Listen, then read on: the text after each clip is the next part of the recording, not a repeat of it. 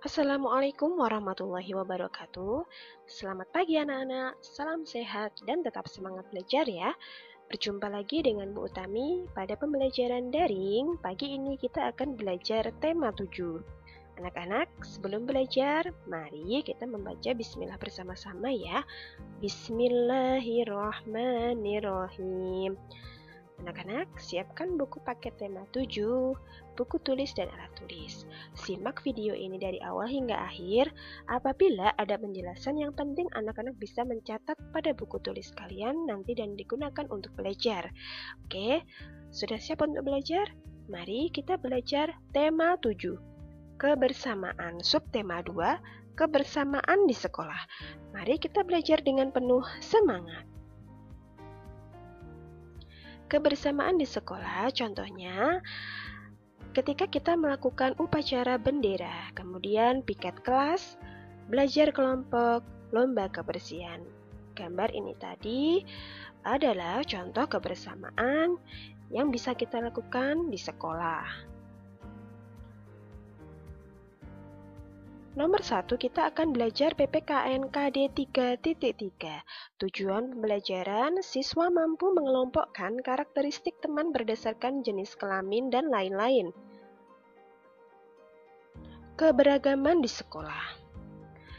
Kita akan belajar ada 3, yaitu 1. Keberagaman berdasarkan jenis kelamin, 2. Keberagaman berdasarkan suku bangsa, 3. Keberagaman berdasarkan kegemaran. Keberagaman di sekolah.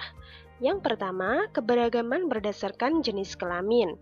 Di sekolah, kamu dapat menemukan berbagai keberagaman. Nah, keberagaman itu artinya bermacam-macam, banyak sekali, berbeda-beda. Nah, bisa seperti itu ya artinya.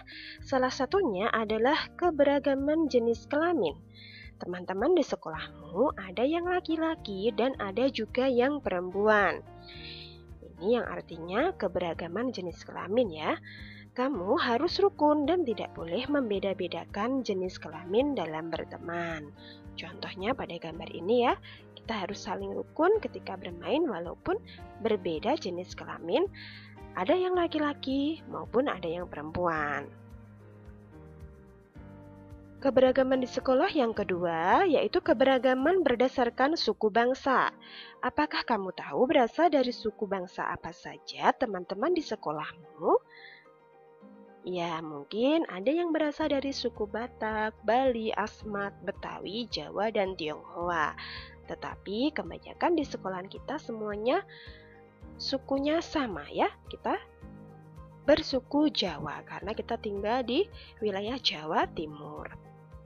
Ketika bermain di sekolah, kamu tidak boleh membeda-bedakan suku bangsa tersebut ya. Ini contohnya, karena di Indonesia itu kita banyak sekali suku, ya, adat, budaya.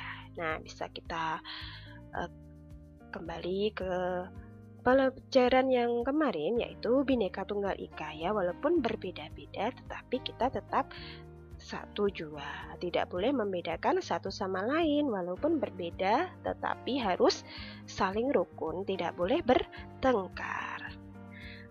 Keberagaman di sekolah yang ketiga, yaitu keberagaman berdasarkan kegemaran.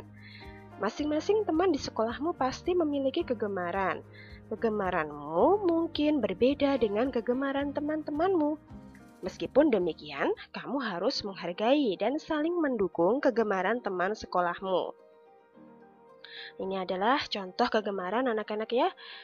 Nah, kita itu pasti memiliki kegemaran yang berbeda-beda dari teman-teman yang lain. Ya, ada yang misalkan contoh gemar berolahraga pencak silat, renang, sepak bola, kemudian lomba jauh, bermain bulu tangkis dan lain-lain ya. Tetapi walaupun berbeda, semuanya harus tetap rukun dan saling mendukung karena perbedaan itu memang hal yang wajar ya.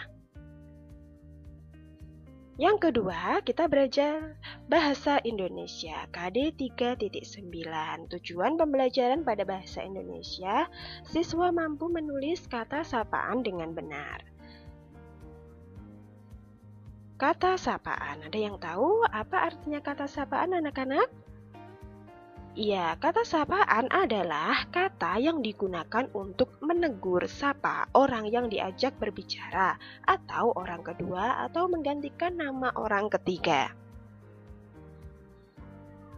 Kata sapaan yang A, macam-macam kata sapaan apa saja? 1. Istilah dalam kekerabatan. Contohnya bapak, saudara, kakek. 2. Nama jabatan atau gelar.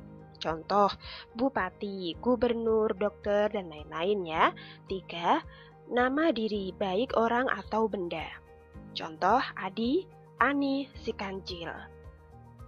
Yang B, jenis-jenis kata sapaan. 1. Sapaan hormat. Contohnya selamat malam tuan. 2. Sapaan biasa. Contoh hai Ayu. 3. Sapaan kasar. Contoh hai bro. C. Fungsi kata sapaan. Kata sapaan memiliki fungsi antara lain 1. Untuk menyapa orang, 2. Untuk menegur orang, dan 3. Untuk menghormati orang lain. Yang D, contoh kata sapaan. 1. Selamat pagi Lani, temanku yang paling cantik.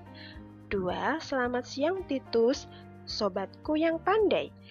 3. Made, ayo kita berangkat sekolah bersama. 4. Selamat malam ayah, selamat tidur. Nah, itu tadi anak-anak. Kita sudah belajar tentang kata sapaan apa saja, macam-macamnya, contoh, fungsinya ya. Nanti anak-anak bisa mempelajari di rumah dengan bimbingan orang tua ya. Kemudian yang ketiga, kita akan belajar matematika KD 3.7. Tujuan pembelajarannya adalah siswa dapat menentukan pecahan setengah, sepertiga, dan seperempat dengan tepat. Mengenal lebih dalam pecahan 1/2. Pecahan 1/2 dibaca bisa setengah, 1/2, atau 1/2. Perhatikan gambar berikut, gambar yang pertama. Ini anak-anak ya, bisa kita lihat gambar ini, pembagiannya apakah sama? Tidak sama ya, pembagiannya tidak sama besar. Kemudian, perhatikan gambar yang kedua anak-anak. Nih ya gambarnya, pembagiannya sama ya, sama besar. Jadi, gambar yang pertama merupakan gambar dengan tidak sama besar ya. Gambar yang kedua merupakan gambar dengan pembagian yang sama besar. Ini ya. Gambar yang pertama tadi pembagiannya tidak sama besar. Gambar kedua, Bu Utami ulangi lagi. Gambar 2 merupakan gambar dengan pembagian yang sama besar 1/2, merupakan pecahan yang sama besar. Jika pecahannya tidak sama besar, maka bukan disebut pecahan 1/2. Ya. Kita belajar untuk mengerjakan soal. Ayo berlatih. Nah, pilihlah pecahan berikut sesuai gambarnya dengan memberi tanda centang. Ini anak-anak ya. Di sini ada contoh soal 1/2. Mana gambar yang menunjukkan pecahan 1/2? Apakah yang pertama atau yang kedua? Iya, yang kedua anak-anak ya. Kemudian soal yang kedua, contohnya 1/3.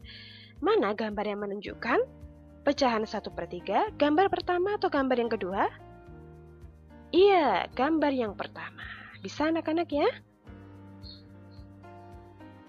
Kemudian yang keempat, kita akan belajar SBDP KD 3.3. Tujuan pembelajaran kita pada SPDP, siswa dapat mengenal gerak keseharian dan alam dalam tari. Perhatikan gambar berikut. Ada yang tahu anak-anak ini gambar apa? Gambar di samping adalah gambar meniru gerakan kijang anak-anak ya. Bagaimana cara meniru gerakan kijang? Gerak dasar tari kijang ya. Berlari-lari kecil ke arah depan dengan posisi tangan di kepala seperti tanduk, pandangan lurus ke depan. Melompat ke kanan dan ke kiri, posisi tangan lurus, jari membuka, posisi badan membungkuk. Menggerakkan tangan ke samping kanan dan kiri, posisi kaki jongkok seperti gambar ya. Berikut ini adalah gerak dasar tari kijang anak-anak ya. Selanjutnya perhatikan gambar berikut ini. Ada yang tahu? Gambar di samping adalah gambar meniru gerakan kupu-kupu anak-anak ya. Bagaimana cara meniru gerakan kupu-kupu? Kamu dapat melakukannya dengan menggerakkan tangan ke atas dan ke bawah ya. Kemudian langkahkan ke kiri dan ke kanan. Nomor 5 yang terakhir kita belajar PJOK KD 3.7. Tujuan pembelajaran, siswa dapat memahami gerakan menekuk dan memutar. Bermain penguin dan singa laut. Nah, seperti gambar ini anak-anak ya. Cara bermainnya bagaimana? 1. Siswa dibagi menjadi 3 bagian. Seorang sebagai singa laut, seorang sebagai penguin, dan sisanya sebagai lingkaran. 2. Beberapa anak membuat lingkaran dengan saling berpegangan tangan. 3. Permainan dimulai dengan singa laut menangkap penguin yang sedang ada di luar lingkaran yang telah dibuat. 4. Lingkaran anak berputar dengan tujuan untuk menghalangi singa laut yang akan menangkap penguin. 5. Jika singa laut ingin masuk lingkaran, singa laut harus menyelam lebih dahulu.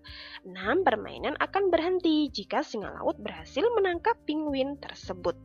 Ya, ini tadi adalah cara bermain penguin dan singa laut. Bermain pipa sumur anak-anak. Ini ya gambarnya.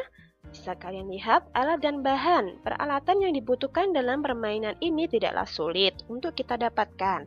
Karena peralatan yang dibutuhkan adalah sebagai berikut. Pipa besar atau paralon yang sudah diberi lubang secara acak serta sisi salah satu pipa ditutup dengan menggunakan penutup pipa tersebut agar air yang dimasukkan nantinya tertampung di dalam pipa. Gayung untuk memasukkan air ke dalam pipa. Ini ya alat dan bahannya. Cara bermain pipa sumur. Untuk melakukan permainan ini tidaklah sulit. Berikut adalah tata cara untuk melakukan permainan pipa sumur. 1. Guru memberikan arahan tentang permainan ini serta menyiapkan peralatan seperti pipa yang sudah diberikan lubang secara acak dan gayung. 2. Setiap peserta terdiri dari 4 atau lebih sesuai dengan bentuk dan desain pipa. Semakin banyak lubang dan tingginya pipa, maka jumlah pemain dalam satu tim juga semakin banyak. 3. Setiap tim diberikan waktu untuk berdiskusi, untuk memilih ketuanya dan mendiskusikan strategi apa yang harus mereka lakukan, atau siapa yang bertugas memasukkan air dan siapa yang bertugas menutup lubang. 4. Setelah waktu yang diberikan selesai, maka guru meniupkan peluit yang bertanda bahwa permainan dimulai. 5. Tim yang pertama kali dapat mengisi pipa sampai penuh merupakan tim yang menang. Kemudian gerak memutar dan menekuk air anak-anak ya. Gerak memutar dan menekuk di air disebut gerak non-lokomotor. Gerak non-lokomotor adalah gerak di tempat atau gerak tidak berpindah tempat ya. Sebelum masuk ke dalam air, maka sebaiknya kita melakukan gerakan pemanasan dengan tujuan agar tidak cedera dan tidak kram saat berada di dalam air. Karena otot belum siap untuk melakukan aktivitas di dalam air. Gerakan sebelum memasuki air yaitu melemaskan otot paha, betis, dan kaki, melemaskan pinggul, memutar badan atas ke kiri dan ke kanan untuk menguatkan perut dan melemaskan persendian. Gerakan di dalam air yaitu gerakan memutar badan ke kiri dan ke kanan dengan merentangkan tangan agar pinggang lentur di dalam air, menekuk lutut dan menariknya hingga menyentuh dada. Lakukan secara berulang hingga dirasa cukup. Itu tadi anak-anak ya, gerakan kita memutar dan menekuk di dalam air. Sekarang anak-anak mengerjakan soal pada halaman 63, ayo berdiskusi. Halaman 75-76, ayo berlatih. Halaman 85-86.